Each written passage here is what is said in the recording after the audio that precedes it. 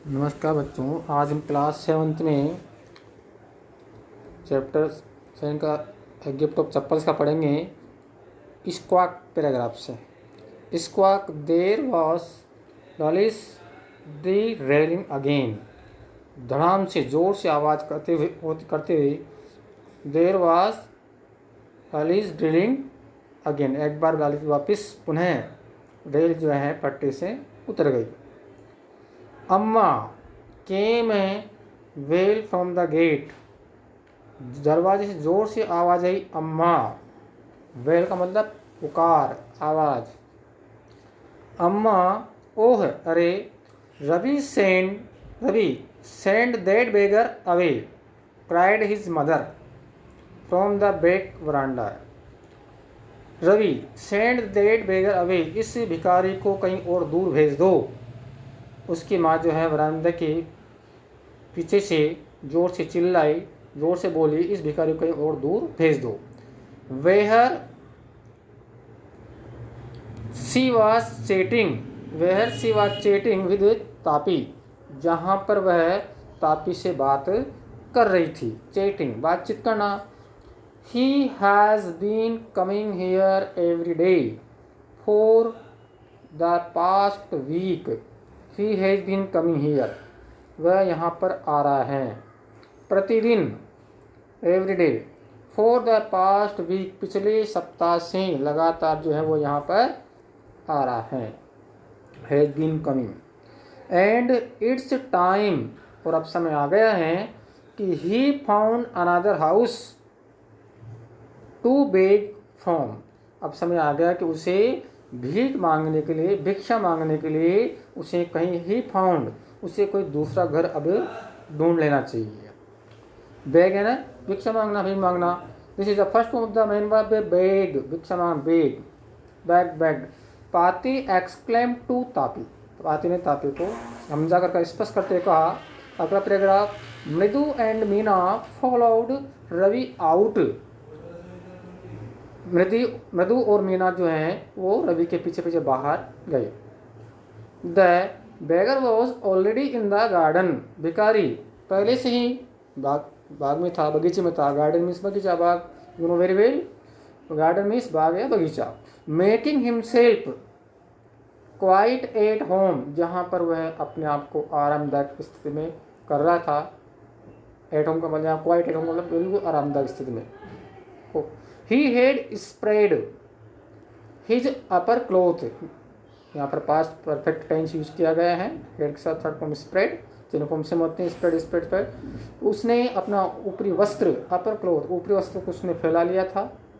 Under the neem tree, नीम के पेड़ के नीचे। And was leaning against it's trunk, और जो पेड़ का तना था, ट्रंक मीन्स तना, उस पेड़ के तने के सारे वह झुका हुआ था। Apparently prepare to take little snooze, apparently स्पष्ट रूप से, प्रिपेयर तैयार था, to take a little snooze का मतलब थोड़ी सी हल्की सी झपकी लेकिन के लिए तैयार था स्पष्ट रूप से। While he waited for the arms to appear, जबकि जो है वह किसकी प्रतीक्षा कर रहा था। वेटेड का मतलब इंतजार कर रहा था। फॉर द आर्म्स एंड भिक्षा टू अपीयर, मतलब कोई आए और भिक्षा उसको दे, इस बात के वह इंतजार कर रहा था। आर्म्स भिक्षा। Go away said Ravi sternly, बड़ी सख्ती के साथ रवि ने, कठोरता के साथ रवि ने कहा। स्टर्नली यानी सख्ती के साथ, कठोरता के साथ रवि ने कहा गो अवे, यहाँ से चले जाओ। My Pati says it's time. My Pati says it's time you found another house to beg from. मेरी पाती कहती हैं कि अब समय आ गया है कि आपको जो है भीख मांगने के लिए, भिक्षा लेने के लिए कोई और अन्य दूसरे घर आपको तलाशना होगा, घर ढूंढना होगा। Next paragraph, the beggar opened his eyes very wide. भिखारी ने, बेगर मीन्स भिखारी, भिखारी ने अपनी आंखें खोली। ओपनड वेरी वाइड, अच्छी प्रकार से। And gazed at each of the children, और प्रत्येक बच्चे की तरफ जो है उसने बड़ी टकटकी लगा करके ध्यान से देखा, 1 बाय 1, एक एक बच्चे की तरफ बड़ी ध्यान से देखा, एक एक बच्चा, गेज, टकटकी लगा देखना, ध्यान से देखना। The ladies of this house, he said, उसने कहा, भिखारी ने कहा, इस घर की महिलाएं, एट लास्ट, अंततः आखिरकार, in a voice choked with feeling, एक बहुत ही आघात पहुंचाने वाली भावनाओं के साथ उसने कहा, आर वेरी काइंड साउस, बहुत ही दयालु जो है इंसान है, आत्मा है, मत साउस आत्मा मतलब इंसान है। इस घर की महिलाएं बहुत दयालु हैं, बहुत दयालु व्यक्ति हैं। I have kept my body and soul together on their generosity for a whole week. Whole week का मतलब संपूर्ण सप्ताह, संपूर्ण सप्ताह जो है मैंने मेरे जैसे तैसे अपना जीवन बिताया है। संपूर्ण सप्ताह, होल वीक, जेनरोसिटी ना उदारता, ऑन देयर, उन इन महिलाओं की उदारता, मेरा संपूर्ण सप्ताह जो है मैंने जीवन यापन किया है, बिताया है। माई बॉडी एंड साउल टुगेदर मतलब शरीर आत्मा और साथ, मतलब मैंने किस जैसे मैंने गुजारा किया है सब पूरे सप्ताह। I cannot believe that they would turn me away, मुझे विश्वास नहीं होता है कि they would turn me away, वो मुझे यहाँ से भगा देगी, जाने के लिए कहेगी, ऐसा मुझे विश्वास नहीं है। ही रेज्ड हिज वॉइस, उसने अपनी आवाज़ को थोड़ा ऊंची आवाज़ में कहा, ऊंचे स्वर में कहा, अम्मा अम्मा, oh, said his wail, might be, said, उसकी विलाप, उसकी पुकार दुखी करने वाली थी। But it certainly wasn't feeble, लेकिन वो निश्चित रूप से वह इतनी कमज़ोर नहीं थी। फीबल का मतलब कमज़ोर, हल्की। It began in a deep, उसने एक बहुत ही गहरी और स्ट्रॉन्ग रंबल, उसने बहुत ही गहरा और जो है मजबूत जो है गड़गड़ाने के साथ rumble, somewhere in his withered belly, जो उसके उस खाली पेट से उसने जो है वास्तव में कहीं से आ रही थी, प्रारंभ हुआ। And came booming out of his mouth, और बूमिंग आउट ऑफ हिज, उसके मुंह से वास्तव में बाहर आ रही थी।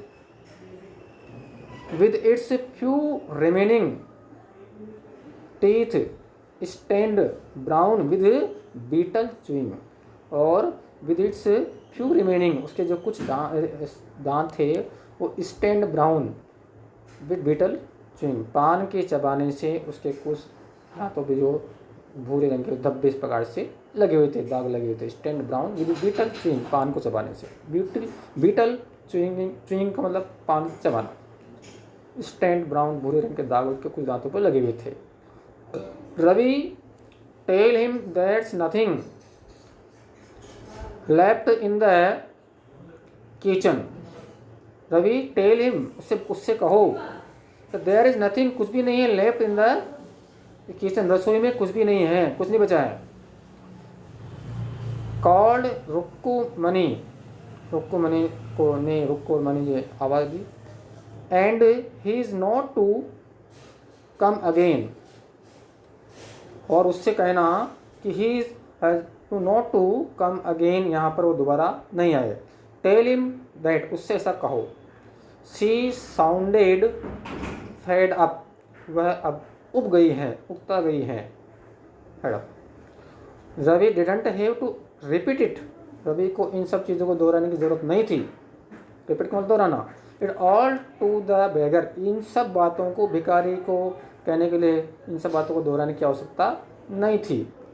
वाट इज मदर सेड, जो कुछ भी उसकी माँ ने कहा था, had been easy for them all to hear, जो सब उसको सुनने के लिए जो सब बातें उसने बहुत ही जो कही थी वो सब है, रवि को रिपीट करने की आवश्यकता नहीं, दोहराने की आवश्यकता रवि को नहीं थी, क्योंकि रवि वाट इज मदर, जो उसकी माँ ने जो कुछ भी कहा था, हैड बीन ईजी, बहुत आसान था, फॉर देम, उनके लिए, ऑल टू हियर, सब कुछ बातों को स्पष्ट रूप से सुनना।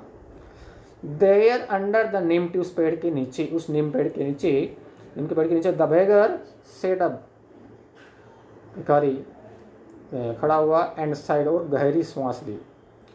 आई विल गो, मैं चला जाऊँगा, मैं जल्द में चला जाऊँगा। ही सेड वियरली, उसने बहुत ही दुख के साथ, थकान के साथ उसने कहा, मैं चला जाऊँगा, वेरी थकान के साथ। Only let me have a rest here under this tree, मुझे इस पेड़ के नीचे थोड़ा सा आराम कर लेने दीजिए।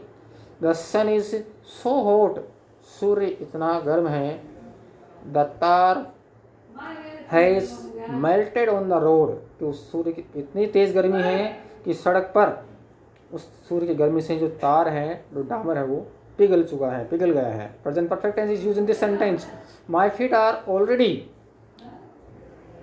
Blistered, my feet are already, मेरे जो पैर हैं वो पहले से ही जो हैं ब्लिस्टर्ड, फफोले पड़ गए हैं, पैरों के फफोले पड़ गए हैं पैरों पर, उस गर्मी के मारे, डामर की वजह से गर्म।